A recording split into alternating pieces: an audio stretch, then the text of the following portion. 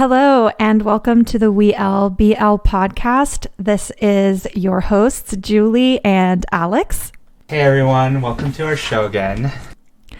Today, we're really excited because for our March episode, we're going to be doing a review of a Thai series called I Told Sunset About You, which is actually due for a new series coming out later on this year. So we're really excited to do our review of season 1, which was recommended to me by Alex, and I just finished it and really excited to go over some of the brilliant scenes and talk about some of the themes and all of the great content and romance that we have in this series. Yeah, so again, as Julie said, we'll be reviewing I Told Sunset About You. This is part 1. Part 2, I think, is coming out in May, if there's no other delays due to COVID. They have finished filming, according to the main actors, PP and Bilkin. So they're just doing post-production now on part 2. So, let's just a little overview before we get into the main review. The show centers around two characters, Tae and Oh Yu. And so we start off with the two of them in high school. It's a few months before the admission exam. It's also kind of close to Lunar New Year, I guess a couple months before as well. And so what's going on here is they're two best friends since middle school. In episode 1, we get to see them kind of come back together after basically a grudge since middle school, and now they're seniors in high school. Episode 2 kind of covers the growth of that relationship, and then they start getting jealous of each other, and they just start getting closer. For episode 3, this is where things are getting a little interesting since the relationship's really developing. And both main characters are kind of falling out of love with their other love interests as well. But it is a coming of age story, so Tae in particular is just like trying to wrestle with himself, his feelings for his best friend Oh. Episode 4, it's a little awkward and then kind of a sad ending. We'll get to that later. And then episode 5, we get a nice flow toward the end with a happy ending. And then they just leave us hanging for part 2. Julie, what did you think overall of this series? So like Alex said, this is really a coming of age / like personal discovery or like self-discovery type of story.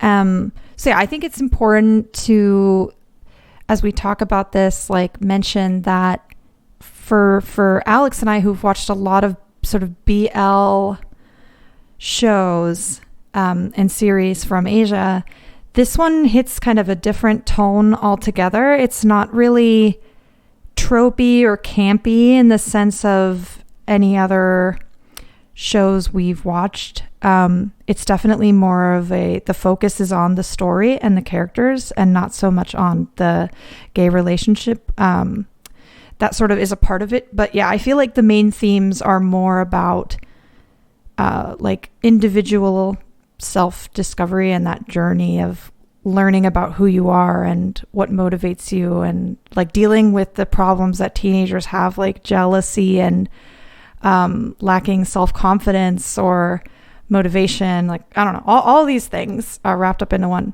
But yeah, my overall impression was I really enjoyed it as a story. First and foremost, just the story was very different. It had a unique setting. It had unique themes.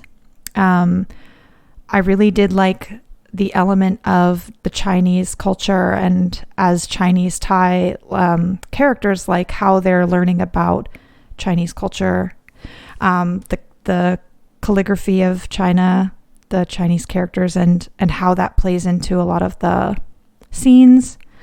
What else? Yeah, I loved, but I think the highlight of this show for me was the talent. The acting talent and the cinematography was far beyond my expectations. I was so wowed by the talent of these young people that were able to portray like ways that I felt like when I was that age in high school, like, or 18 years old, and the things I was going through, and like how poignant some of these scenes were, where they just beautifully conveyed that with not a lot of language. Like a lot of it was body language, a lot of it was physical or facial expressions and things like that. So I'm getting a little carried away, but I will say that, yeah, I was so wowed by the talent and the execution.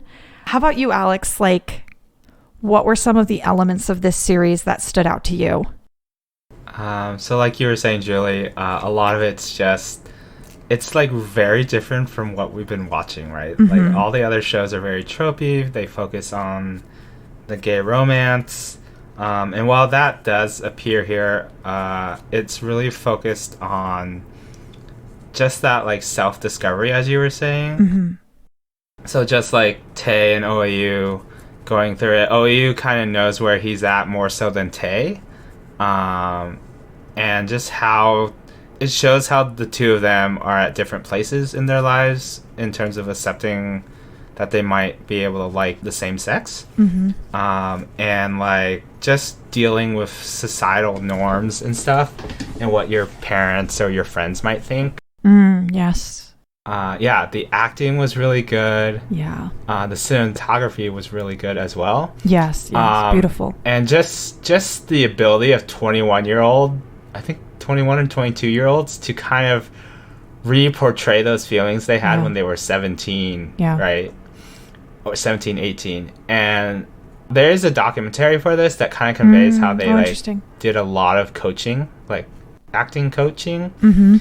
And then I think they did something to kind of get the Bilkin and PP back into their like 17-year-old mindset for the characters. For Tae and OU. So that was really cool. And then like another little interesting fact is the kids, right? You mean the little kids? Yeah. In the beginning? Yeah. The middle school age versions of themselves are like kind of like you can see the personality just, you know, stuck with it, right? But it stays with them as they grow up. Yeah, the continuity there was striking to me too, just like how well they were able to show these child actors in the beginning and really have their characters already established, and then seeing that translate into their adulthood or young adulthood. I was like really impressed by that. That step was huge. Oh, it was massive. Like if you in the documentaries they cover it too, because the younger actors had to learn from the older actors what their mannerisms were. And so that was interesting to learn about. But it's very well portrayed, I think, in this show. Like just the acting's really good. When certain characters cry, you cry. You feel for them really badly, and you're like, oh no, don't cry, please. Yeah. But yeah, overall, I think it's really good.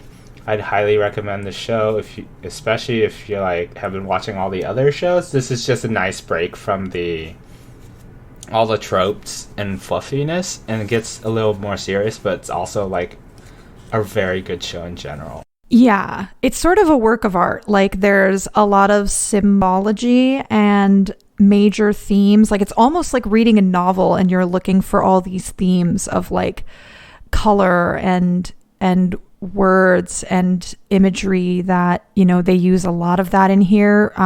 The attention to detail that the director and obviously the writers like put into this to make the experience so consistent, almost like you're watching just a really long movie.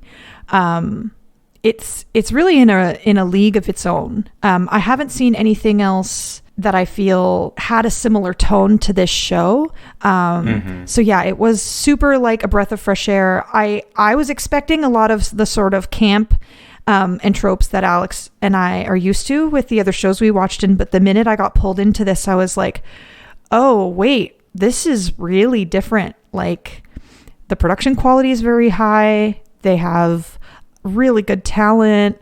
And then the story just took the prize. Like it was just a beautiful story, really, really rich in cultural elements and just it blew me away, really.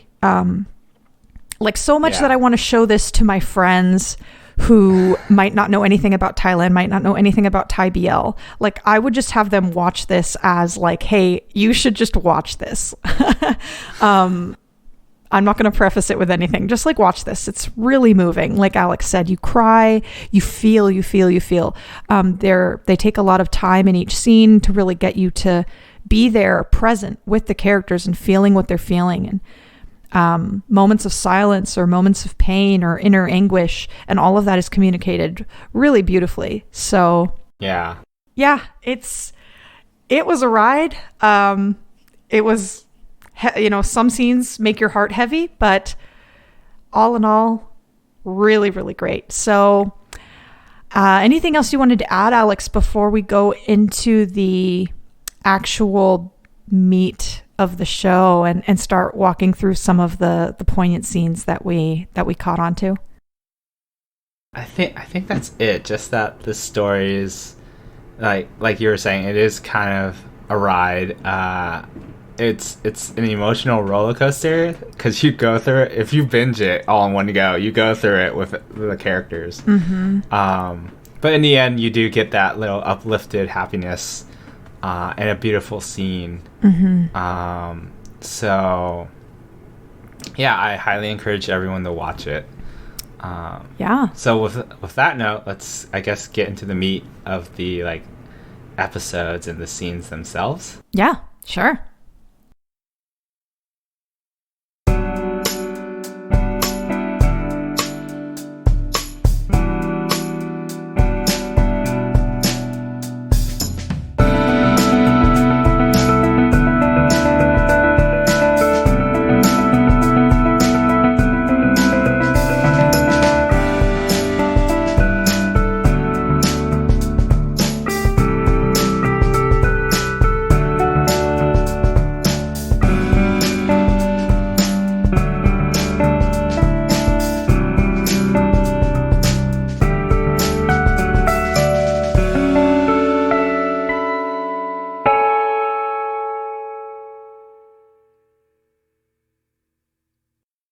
So going back to, I guess, when I first watched this, it opens up with Tae at, I might slaughter this, Anastar University. I think that's where he's at.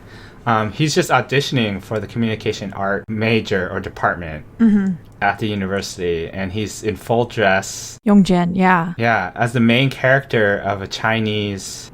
I don't know what they call it. Is it opera? Well, I guess the way he was performing it was in the way of Chinese opera. Yes. Because because he had to go. The actor himself had to do some Chinese opera training to get this. But so it opens up with that, and I think what really hits you hard right off the bat is the fact that they kind of go back to the middle school age after Tae gets asked, you said you're auditioning because of your friend. What would you tell your friend? Like, imagine he was here right now. What would you say to him? And then that kind of gets everything started in the show. I don't know. The first meeting's really cute.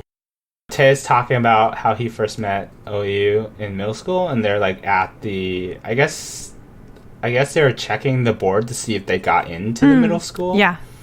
And then the firecrackers go off, and OU just walks right over, and then Hoon, the older brother, pats his head just to comfort him. Because he's freaked out by the loud noise of the firecracker. So Hoon's like, oh, look, another kid like my younger brother who's freaked out right now. Right. Yeah. Yeah. Did you catch, by the way, that after the audition when Tae was talking to his mom, he sees... I did. He sees okay. Yeah, so you get the sense that it's OAO, right? You're not sure, but you're okay, that's probably him. Because who else would it be? Exactly, right. So any scenes here in this first episode you liked? Or? Oh, yeah. So I really, really like where they're trying to assign the role of Youngjin in school. The school is going to put on this play, and this is the play that, Tae, his dream was to take this role of Youngjin, right? Because Youngjin was his idol. And they're like so excited that the teacher is giving them this opportunity. But then what happens is the teacher has already selected who they want to perform as the lead, and they give it to Oeo. And so Oeo's, like, what I just love is Oeo's reaction here, because he is just so unsure what to say, because he knows his friend is devastated that he's not getting this role. And he's in this position of like, what do I do? Do I take the role? Is it okay? And then Tess smiles at him and it like lets him know like, yeah, it's okay. You take it, you do it.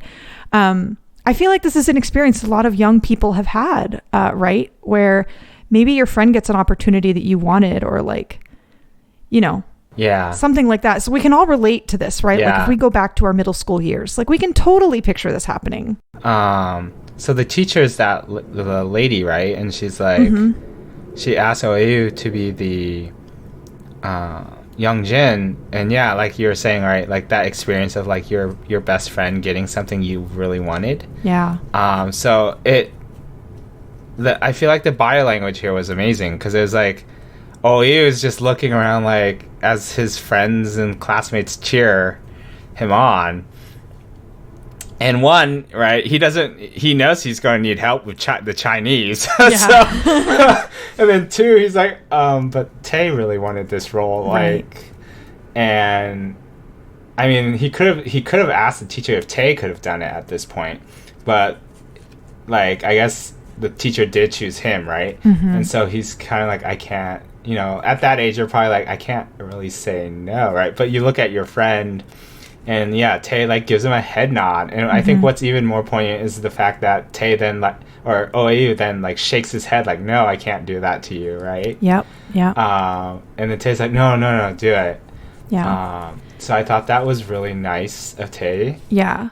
And then after, when he sees the script, Oyu's like, oh my gosh, it's all in Chinese. Yeah.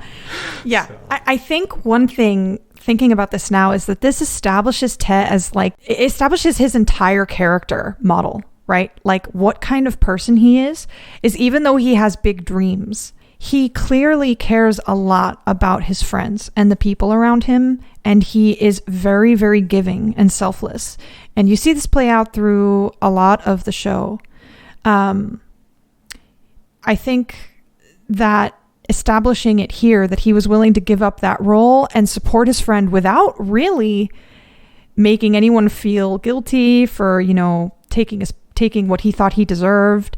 You know, it does establish him as a very caring, giving character, who's encouraging and supportive of his friends. I think this is like really important, because later on in the show, we see this play out in sort of good and bad ways. Yeah. Tae's giving character, right? So that's like, you see this aspect of him. Later on, you see an aspect where he's very competitive and just wants to win. But right now, you see his giving nature to the point where like, he's literally backstage during the play when it's occurring. Yeah. And another good show of just body language and like a tense atmosphere.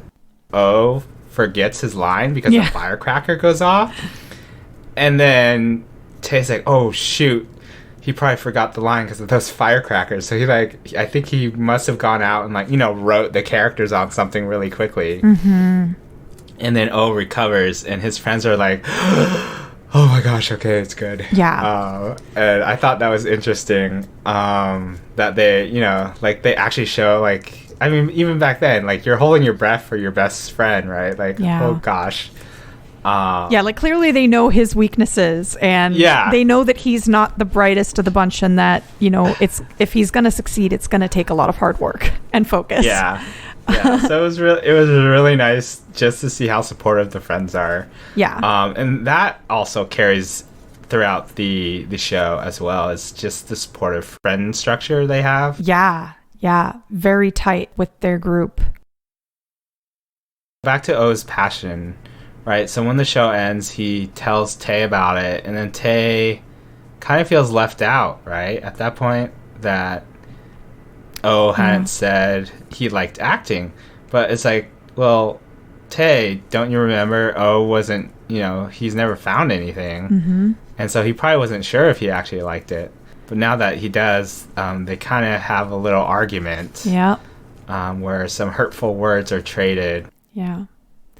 And this is so also like just one of those types of stories where you immediately are transported back in time to what you were like as a kid, where you're trying to find your thing, you're trying to figure out what you're good at, you're trying to show your parents like, hey, this is my thing, this is the thing I'm good at, this is what I want to be known for. And it can be really hard and frustrating when you find out that other friends have the same interest, and that can definitely lead to some rivalry. And I think a lot of us have experienced that when it's like, oh, I finally found my passion, or I finally found something that I want to do, but then somebody or someone in school or someone who's a friend of yours or in your close circle might jump on that bandwagon, and then you feel like, oh, well then what does that mean for me? Is this am I still special? Right? Like you have this, like, you just kind of can have a meltdown sometimes, because you feel that competition, that spirit of competition, and it's very scary. They don't end up talking to each other. Yeah. And Tay transfers schools, and it's like, whoa, what? Yeah. Well, and this actually, something very similar happened to me when I was growing up, and my friend and I took group classes for after school activity, and it drove us apart. We were super competitive with each other, and it got to a point where like I was falling behind and they were like shooting off and just doing really well because they were gifted and smart. And I just felt like, wow, I can't keep up with you, but I'm still interested in this. So I'm going to just take classes on my own. And once that happened, we stopped talking to each other, and it was really awkward. And like, it's so funny, like watching this show, how I can like relate so well to what's going on here. Yeah. And how devastating that is to lose a friend in that way. I guess the next scene after that, right, is we go to where Tay has come back from the audition. He doesn't know the result yet. So it's still before they announce the results. OU is actually competing as well for direct. So it was a direct admission audition. Mm-hmm. So it's still, I think, like a week or two out from the results, and Ted decides to join his friends at Chinese class after school at a different location with Lao She. And I think here it's interesting because you get to see Tay show his concern again for his best friend from middle school. Mm-hmm. I guess more so he's more of like, oh, I'm better, blah, blah, blah at this point. Yeah. So he kind of walks in and sees him, right? And they hadn't been talking for many years, since I take it. Yeah. Right? Since middle school. Yeah. And it's like, oh man, like there's so much, like you can cut the tension with a knife. Like they don't even say anything to each other. And they're just standing there like doing this face off. And it kind of takes the friends to warm up the atmosphere a little bit in order for them to all talk and be friendly again. Yeah. And it's the friend. Oh, the friends know it too, right? And like you can tell the friends know there's something going on. Mm-hmm. And like they introduce Boss at this point, who is a guy that OU befriended. You later find out OU befriended him first. But they've been friends. OU, mm-hmm. Boss, Maud, Philip, and Kai all go to the same school. Right. So Boss was a friend since sophomore year, 10th grade. So I think it's the after school session, and yeah, that tension is just, oh my gosh, it's insane, right? Yeah. And then when Tay like goes and peeks at O's pre-test score, so I think this is important. Tay actually peeks at O's pre-test score, which the teacher had them take a Chinese language pre-test. Yeah. And O walks in, and his so the actor for O is PP, and his face was, oh my gosh, it was perfect. The perfect, like, what the fuck are you doing? Yeah. Like, face? Nosy. Yeah, I know, right? You nosy man. And like and then Tay just like walks back to his desk and kind of like acts like nothing happened, but it's like, oh my gosh, whatever, man. He's just like, pretend that didn't happen. And he also, I think, I'm not sure really what sparked his curiosity, but, probably wanting to know how, if you're in direct competition with me for communication arts, because they were the only two in class that raised their hand, right? So clearly they're they know they've established themselves as competitors, and him wanting to know, oh, how good are you at Chinese? Like, where are you at? Do you know this, as well as me? Or, and, he's got a smug look on his face. He's pretty self-content. He's like, oh, that he got 9 out of 30 points, and I'm doing way better than him. So I'm going to crush this jerk. One thing also that I think was interesting about this scene is this where we see the Chinese characters. Maybe I think this is the first time in the show where we see the Chinese characters play out. And what I think is cool about the show is the director uses the characters to convey these sort of deep inner emotions and like what the character is thinking and what they're focused on. So he writes the character for Rival as a doodle on his test. This is Tae we're talking about. And the camera zooms in on the character for Rival, and so you really see that, okay, this is coming back into Chinese school, seeing his former friend, and now he's focused on the fact that they're rivals and this guy's going down. Yeah. I'm not sure if it's before or after, but he has written it also in his character book, right? His practice book, where he writes out all the characters just so he can ensure that he memorizes everything. And yeah, you see this happen a lot with Tae throughout the show, and it kind of denotes like where in the relationship they are. So right now they're rivals.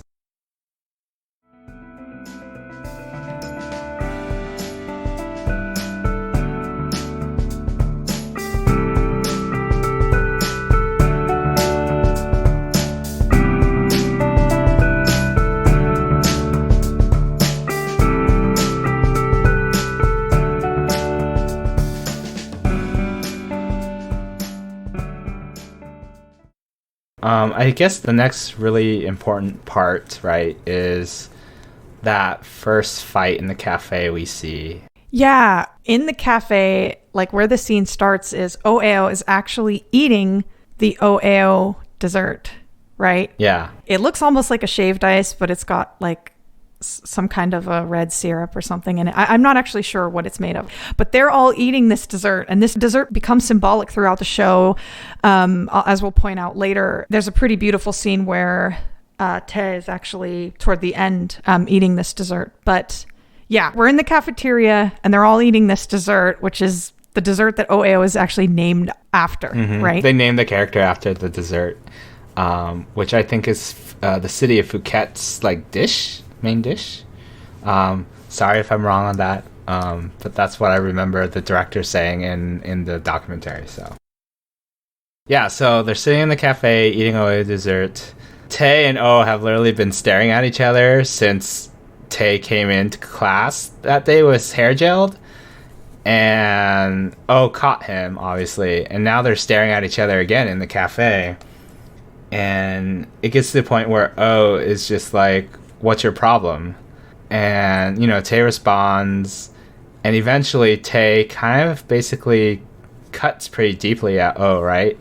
He says your score was like this much, like showing like no space between his thumb and index finger, and that he wouldn't pass the direct admission exam. Yeah, he gets really smug here, because isn't it the idea that Oeo wants to start a Chinese play, like to put on a production, and he gets pretty smug with him and says like, oh, yeah, you with a 9 out of 30 on your placement test want to spend your time doing this type of frivolous activity? And he's very harsh. Yep. So Boss doesn't know about the fight from the past, and he brings it up, right? He's like, oh, why don't we get Tae to act in our Chinese show? And like Tae's like, Tae is very smug, as you say here, right?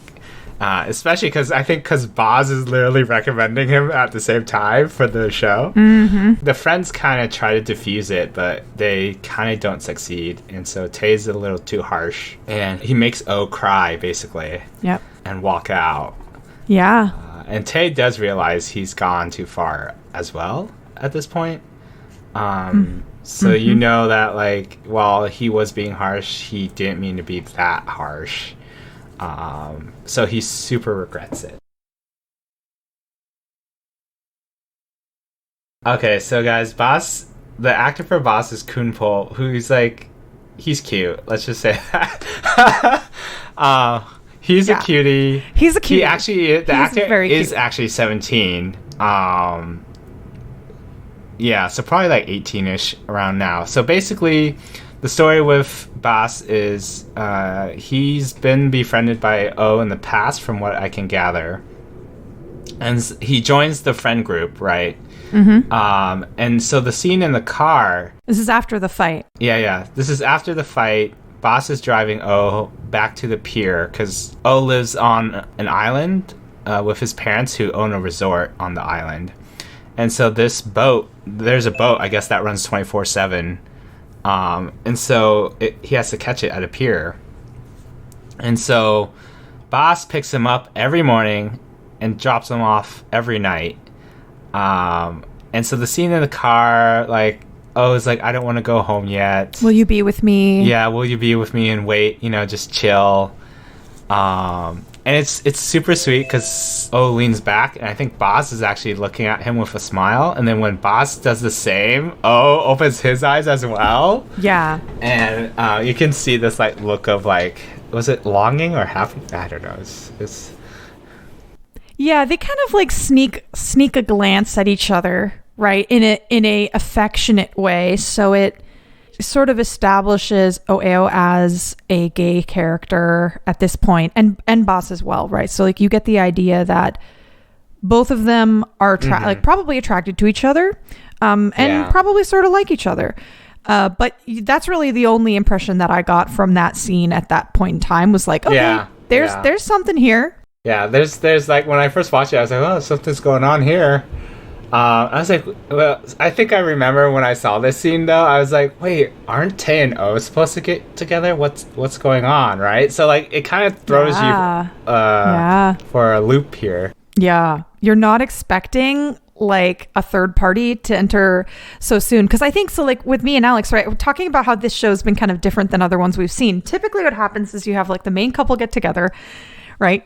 And then, like, some like other dude comes out of nowhere and like tries to break up the couple.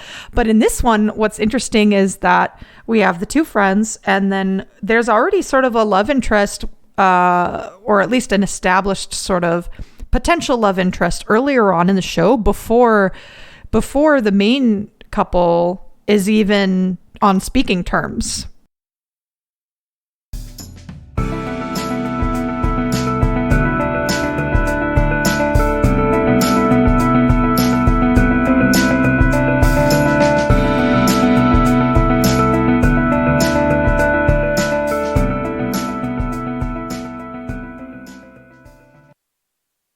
The exam day, right before Tae is leaving home, his brother is convincing him to drink some coconut, and the coconut is important because it's a significant theme throughout the show as well. So I just wanted to point that out. I mean, it's very obvious if you're watching this series, like there's so many symbols, but there's like the coconut, there's the Oeo dessert, there's the color red, there's like a bunch of stuff in there. But yeah, he tries to get him to drink coconut, and he's like, man, I hate coconut. Like, get that shit out of my face. Like, I don't want to drink it. And his brother's like, come on, it's a good luck thing. It's, probably a superstition or something like that. Yeah. So he makes him drink a little sip of it, and he's like, what? Like, I hate this. And then he goes to school, and now it's time to figure out who of the students in the cram school got early admission to the Anantasart University, right? So, Alex, I think you have some details about this scene. So if we go back, his mom, little important symbols, right? So the coconut, he hates the smell, doesn't like the taste. So keep that in mind. And then also stepping with the left foot, I guess superstition when it's an important day. Yes. Okay, so back to the exam. Right. So they're all in the Chinese class. They're all trying to get the results. Apparently the system's down, according to one friend. Things get tense, and you can see Tae's actually looking over at O at this point, right? Like, is he looks a little worried for O or something. Yeah, that was actually an interesting scene, because you almost sort of, at least the way I felt when I watched this scene, and I don't know if it was the director's intention, but I started to see a little bit of like there was this gravity pulling them kind of toward each other, right? So they don't want to care about each other. Yeah. Like they want to act like, oh, you're my rival and screw you. And I, but then you notice that they're both very concerned for each other. I think more so Ted at this point is more concerned about Oeo and like if he's going to get in, because he's pretty sure he has this in the bag, right? Like it's Oeo who's freaking out. Yeah, Oeo's so stressed out he like steps away into the hallway. Mm-hmm. But it almost is like he's kind of letting him know, like it seems like he wants privacy, but at the same time I got the idea that he's kind of letting him know, like, oh, I'm gonna go be over here by myself in the hallway. I don't know, maybe I read into that I think he was just avoiding Tay because Tay didn't follow him at that point. But when the results do come in, I love how actually Oeo's phone actually got it first. He just covered it because he's so nervous that he's covered the list of the 10 admittance. Mm-hmm. And so he's going down line by line, and the first person on the first line is Tay. So he's like, well, he was probably like, well, that's obvious, right? So, and then he keeps going down. But as he's going down the list, you can hear the friends cheer. And then after they're done cheering, they all are like, oh, wait, what about O? And then what happens then is they all realize O didn't make it, and O realizes it as well.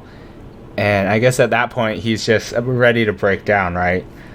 So he tries to go back, but Tay at this point is worried about O. That's why he's, blocking the hallway. He's like, he actually meant to, like, check in, is what I got from the scene. And then O, in a panic, goes out the door saying, don't leave through this door. It just leads to the shrine. And so they go out toward the shrine, and like Tay chases him, and O just breaks down and is like, what do you want? Like, aren't you happy I didn't get in, etc., etc.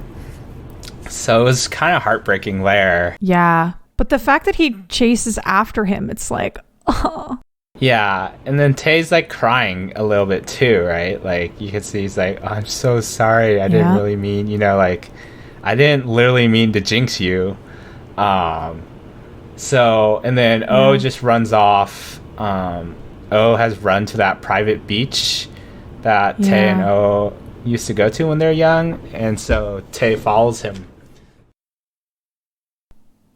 I think what's so interesting about the scene where like Oeo is breaking down is like Tay is that stoical or like confident, just cavalier attitude about everything. And it's really just a front, right? Like in this scene, when we see him cry in front of Oeo, when the real truth is spoken, right? Like when a lot of the resentment and anger comes out and the tears, you see how much this has been affecting him sort of behind all of that like posturing that he's been doing. And that he's all bent out of shape about the fact that they don't have a good relationship, right? And he is so brilliantly designed as a character because he has to struggle with a lot of things about his identity, and he keeps a lot of his real feelings sort of so deeply buried inside that when he has to confront them, he is so estranged from them that he doesn't really know what to do about it, but he's compelled to move forward. And that's what brings us to this beach scene, right? Like he doesn't really quite know, he probably doesn't quite get it, or if he does, he hasn't told anybody. But he's compelled to see this through, like to repair this relationship, this broken relationship with his friend. And he follows him to the beach, and he brings him his books. And he kind of has to set his pride aside, and you see him have to do this a lot. It's kind of a repeating theme throughout the show that he has to put his pride, he has to kind of swallow his pride, and he has to own up to like his mistakes. Yeah, so he's very prideful, and he keeps his feelings deep down. inside. He doesn't say what they are, versus O, who kind of wears them on his sleeve. Yes. Yeah, I think at this point it's really nice because it reconciles them. Because Tae apologizes for saying he wouldn't get in, but then he also apologizes for the other matter from way back when. And then O is kind of like, oh, yeah, okay, thanks. Don't worry about it. And then the friends do come to the beach, and Boss and Oeo are playing in the water. Yeah, and then O goes to the branch. Or he goes and sits and tells Tae he's not sure if they can get back to how close they were. Yeah, so Tae kind of sees him, and he's playing in the water, and then he kind of sees him like off by himself, right? And that's where he kind of goes to find him. And then this leads to the next important part, the very important part of the show, is Tae offering to tutor O in Chinese. And I thought it was really funny that he took his brother's bike, the one with the sidecar, and the brother's like, "Wait, where are you going? I need to buy veggies." and then Tae just takes off, goes to O's school, and drops off a suitcase full of books. And then later on, after O has agreed to the tutoring, he brings that suitcase back. I was like, what was the point in giving it to him there? But I think there was, I guess before we move on, there's that one very sweet moment where like he's like, Kei ma, like, can you do it or something? And then he's like, Kei. So it's just a little snippet of what they said in the past coming to fruition in the 4. So I thought that was nice. Yes. Are we sort of wrapped on episode 1 then at this point, you think, where he's at his house, he brings him the suitcase of books, and then he says Kei, and he's like, yeah, Kei.